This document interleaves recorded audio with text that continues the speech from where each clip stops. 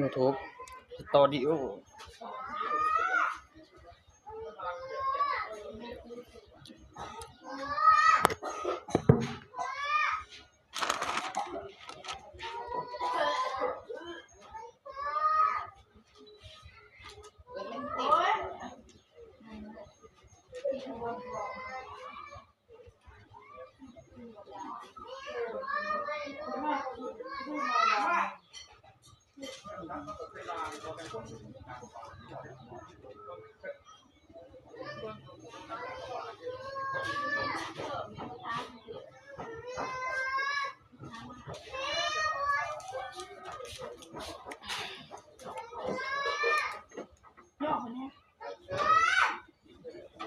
เอาหมกม่วงขึ้นตู้เย็นก่อนว้ายช่วยขึ้นหม้อขึ้นใส่ตู้เย็นกูกลัวมึงจะเจ้าไก่แบบกูจะได้ขายรวดเอาไป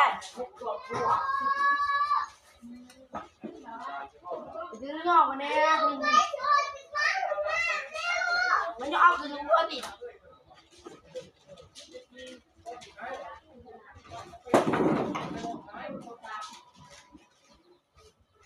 ผมขาด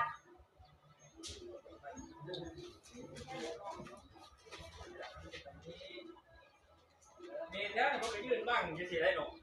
มันก็มันก็ยืนบ้างมันก็ยืนบ้างกันสันเสียแบบบางครั้งไว้เป็นตามุมนี่เดี๋ยวมันก็ใจไม่อยู่เป็นยังไปยืนบ้างยืนได้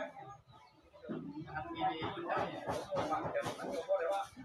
มันแค่มาบอกว่าเป็นเสียตัวนี้จะเป็นหรือไม่หรือวันนี้วันนี้ยังฟัง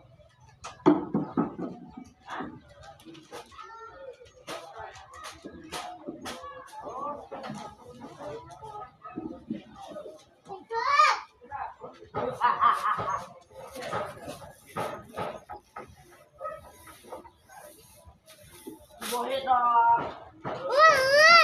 แม่ ปัญญา